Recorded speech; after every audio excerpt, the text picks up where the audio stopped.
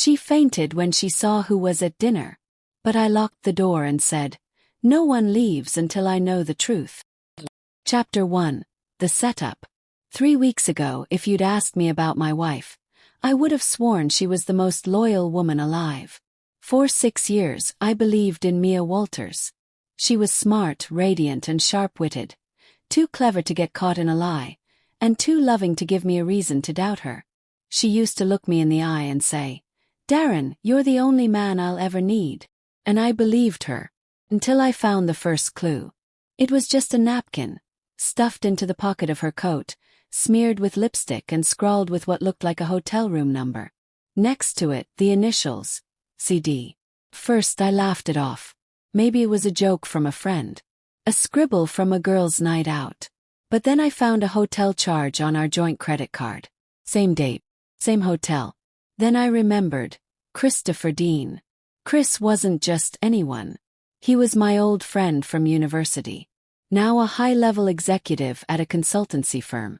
The same firm Mia occasionally worked with on freelance gigs. Handsome, charming, always too smooth for his own good. I introduced them. 6 months ago we had him over for dinner. I even joked, "You two would have made a dangerous pair if you'd met in college." I had no idea how prophetic that was. Instead of confronting her, I chose patience. Investigation.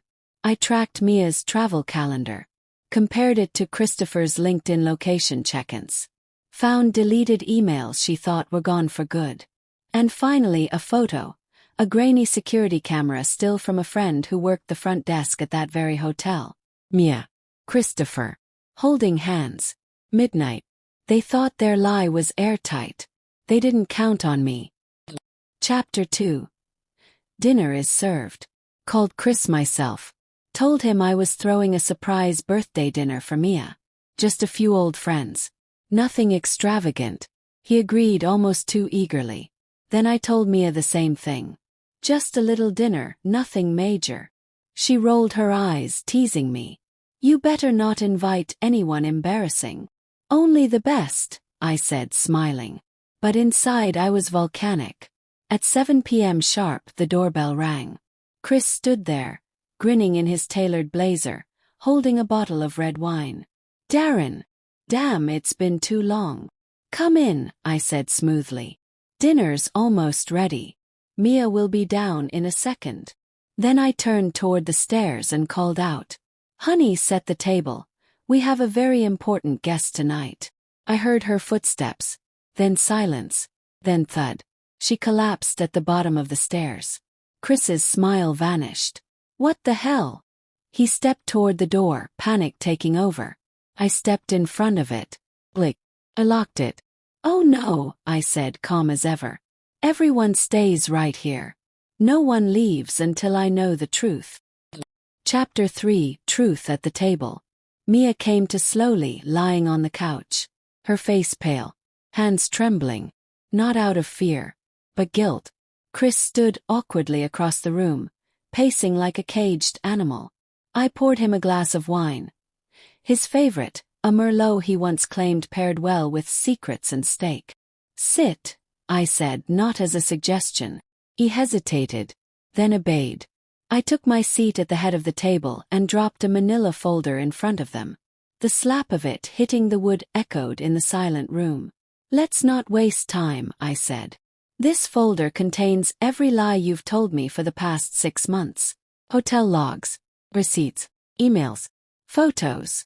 Mia's hand flew to her mouth. Chris shifted in his seat, color draining from his face. "You've got this wrong," he started. I held up a hand. "No denials. I want admissions." Turned to Mia. "Did you sleep with him?" Silence. "Yes or no?" Her voice cracked. "Yes." I nodded once. "How many times?" "I don't know, maybe 5.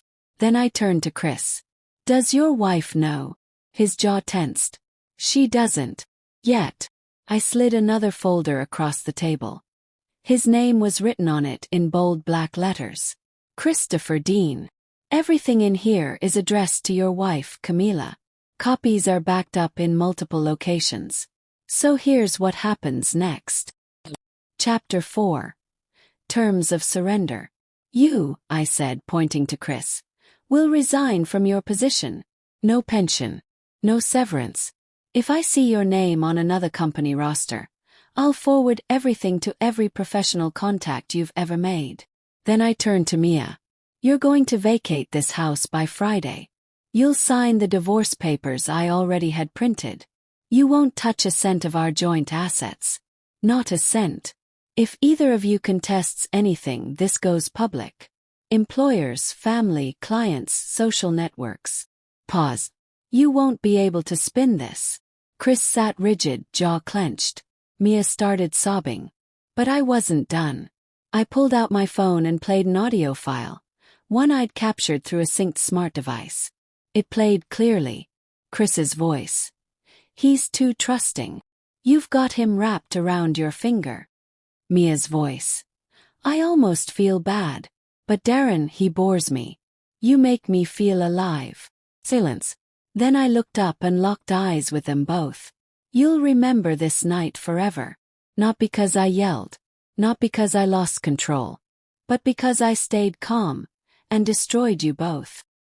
Chapter 5. Desperation is ugly. Mia fell to her knees, sobbing, grabbing at my leg. Darren, please. Don't do this. I made a mistake. No, Mia, I said flatly. A mistake is forgetting to lock the door. What you did was betrayal. Planned and repeated. Chris remained standing, still trying to pretend he had dignity left. You didn't have to go this far, man. I turned to him cold. No, you didn't have to sleep with your best friend's wife. Mia tried one last trick. Her voice soft, seductive. We can fix this. You're the love of my life. I pointed toward Chris. You're saying that while he's sitting right there. Spare me. Then I opened my phone and tapped a live tracker app I'd installed on Mia's car. You're going to leave this house now. If those divorce papers aren't signed by noon tomorrow, I'll send everything to your company's ethics board. She blinked, stunned. You tracked my car. I tracked your lies. I handed her a duffel bag, already packed with her essentials. She never even noticed it missing. Chapter 6. After the storm. Mia stumbled out. Chris tried one final dig. You think you're better than us? Smiled. No. I'm just done being blind. Then I opened my email and hit send on a message labeled. Subject, a private matter. I thought you deserved to know. To Camila Dean. Chris lunged forward. Too late. By 10:15 p.m., the house was silent. I poured myself a glass of untouched wine. Sat in the living room. And for the first time in months, breathed. Not relief. Just clarity. Chapter 7. Fallout and Freedom. Monday morning, 9:42 a.m. I received a reply from Camila Dean.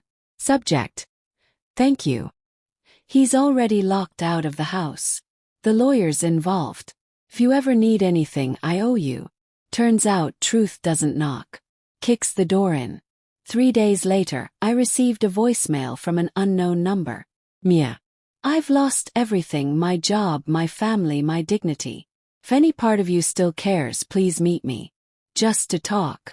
I forwarded it to my attorney. No reply. No meeting. That was the closure.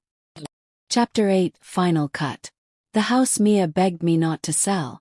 I sold it. To a newlywed couple. Young. Innocent. Whole. But before I left, I placed a note in the kitchen drawer. Make good memories here. This house deserves better than betrayal. 6 months later, I stood on a high cliff in the Blue Ridge Mountains, the wind in my hair and a rescued dog by my side. I was free. I work for myself now. I laughed again. Not because someone loved me, but because I loved myself again. Last words. They expected me to scream. They expected me to break. They expected me to fall apart. But the strongest man in the room is never the loudest. He's the one who smiles, while the guilty destroy themselves. Would you have done the same? Let us know in the comments. Like, share, and subscribe to Darren's Journey for more tales of betrayal, reckoning, and rising above. Because in the end, every lie meets its reckoning.